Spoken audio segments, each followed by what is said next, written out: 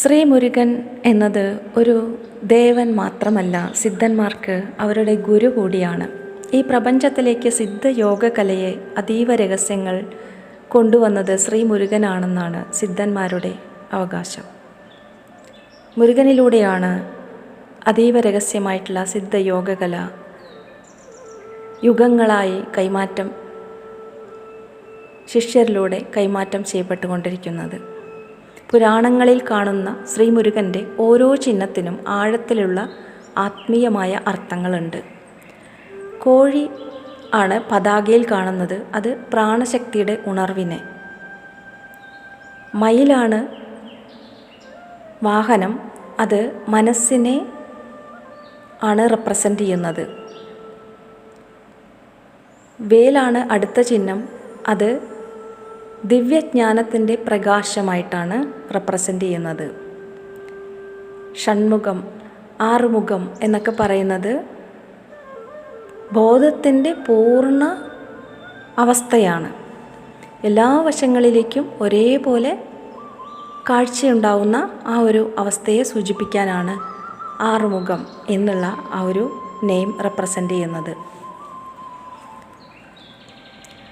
ഇനി കോഴി എന്നുള്ളത്, മുരുകൻ്റെ പതാകയിലുള്ള കോഴി എന്നുള്ളത് പ്രാണലോകവുമായിട്ട് ബന്ധപ്പെട്ട് കിടക്കുന്നു.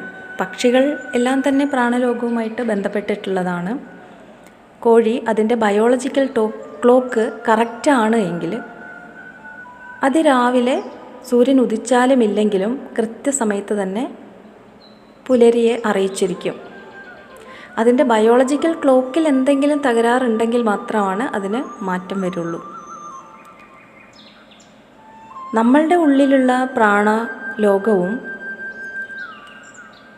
ഇതേപോലെ തന്നെയാണ്. നമ്മളുടെ ശരീരത്തിലെ എല്ലാ കോശങ്ങളിലേക്കും പ്രാണൻ കറക്റ്റായിട്ടാണ് എത്തുന്നത് എങ്കിൽ നമ്മളുടെ ശരീരത്തിനുള്ളിലുള്ള അവയവങ്ങളെല്ലാം വളരെ നല്ല ഭംഗിയിൽ അതിൻ്റെ പ്രവർത്തനങ്ങൾ നിർവഹിക്കും.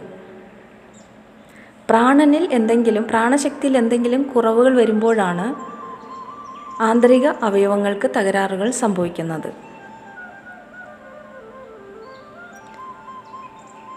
ഉള്ളിലെ പ്രാണശക്തിയുടെ ഉണർവിനെ പ്രതിനിധീകരിക്കുന്നതിനാണ് കോഴി എന്നുള്ളത്. നമ്മളുടെ ശരീരത്തിലും മനസ്സിലും ഉറങ്ങിക്കിടക്കുന്ന ജീവശക്തി ഉണരുമ്പോൾ ബോധത്തിൻ്റെ പുതിയൊരു പ്രകാശം നമ്മളിലേക്ക് പ്രവഹിക്കാൻ തുടങ്ങും. ഉണരുക, നിൻ്റെ യഥാർത്ഥ സ്വഭാവത്തെ നീ തിരിച്ചറിയുക എന്നുള്ളതാണ്. മയിൽ മനസ്സിനെ അതിജീവിക്കാനാണ്. മുരുകൻ മയിലിനെ വാഹനമാക്കിയിട്ടാണ് കൊണ്ടു നടക്കുന്നത്. മനസ്സിനെ നമ്മളെപ്പോഴും മനസ്സിൻ്റെ മുകളിൽ നിയന്ത്രണം ഉണ്ടായിരിക്കണം. വാഹനം പോലെ നമ്മൾ അതിനെ ഉപയോഗിക്കണം. നമ്മൾ പറയുന്നിടത്ത് നമ്മളെ കൊണ്ടുപോകണം. നമ്മൾ ആഗ്രഹിക്കുന്നിടത്ത് മനസ്സിനെ നമ്മൾ എത്തിക്കണം. നമ്മളുടെ വാഹനമായിരിക്കണം മനസ്സിനെ ജയിച്ചിരിക്കണം. ഒരുപാട് ചിന്തകളുണ്ടാവും, വികാരങ്ങളുണ്ടാവും. അപ്പോൾ നമ്മൾ മനസ്സിൻ്റെ അടിമയാണ് എങ്കിൽ ഒരിക്കലും നമ്മൾക്ക് മനസ്സ് ആഗ്രഹിക്കുന്നിടത്ത് മാത്രമേ പോകാൻ പറ്റുള്ളൂ. നമ്മൾ ആഗ്രഹിക്കുന്നിടത്ത് മനസ്സ് നമ്മളെ കൊണ്ടുപോകില്ല. അപ്പോൾ മനസ്സിൻ്റെ മുകളിൽ നമ്മൾക്കൊരു നിയന്ത്രണം ഉണ്ടായിരിക്കണം. അതിന് മുകളിൽ നിന്നുകൊണ്ട് നമ്മൾ മനസ്സിനെ കാണണം. മനസ്സിലുണ്ടാകുന്ന ചിന്തകളെ, ഇമോഷൻസിനെ, വികാരങ്ങളെ ഒക്കെ നമ്മൾ അറിയണം. മനസ്സിനെ എപ്പോഴും ഒരു വാഹനം പോലെ നമ്മൾ ഉപയോഗപ്പെടുത്തണം. ബോധം ഒരിക്കലും മനസ്സിൻ്റെ അടിമയല്ല എന്നുള്ളൊരവസ്ഥയാണ് യഥാർത്ഥ സ്വാതന്ത്ര്യം.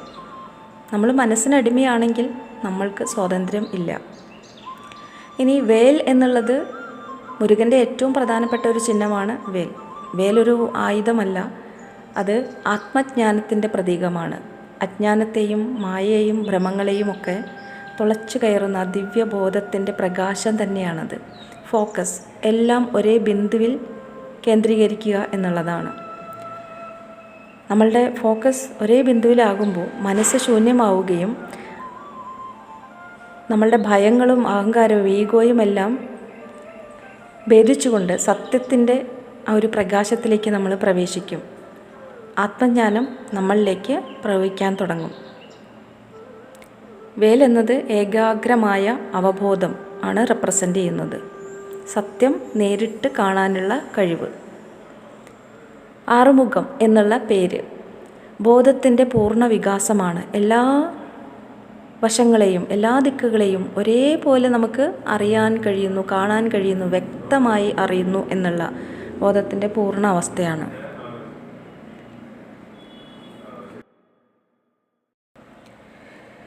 ആത്മീയ യാത്രയുടെ പൂർണ്ണ രൂപമാണ് ഷൺമുഖം എന്ന മുരുകൻ്റെ 6 മുഖങ്ങൾ റെപ്രസെൻ്റ് ചെയ്യുന്നത്. മറിച്ച് 6 വ്യക്തികളൊന്നുമല്ല, 6 മുഖങ്ങളുമല്ല.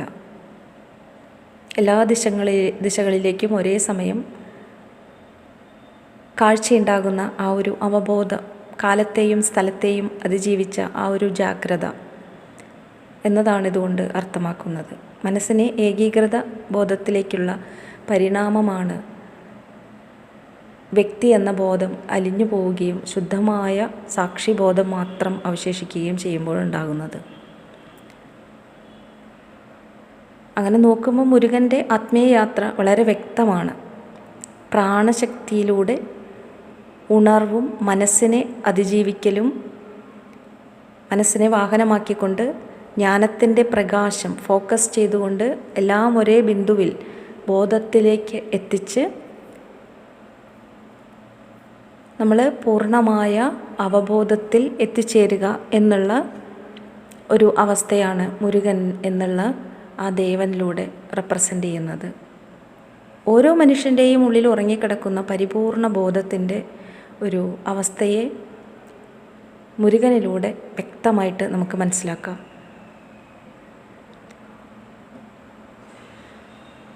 മനസ്സ് ശൂന്യമാകുമ്പോൾ പ്രാണനെ, മനസ്സിനെ, ജ്ഞാനത്തെ എല്ലാം ലയിപ്പിച്ചുകൊണ്ട് പൂർണ്ണമായ അവബോധത്തിലേക്ക്, ജ്ഞാനപ്രകാശത്തിലേക്ക് നമ്മൾ എത്തിച്ചേരുന്നു.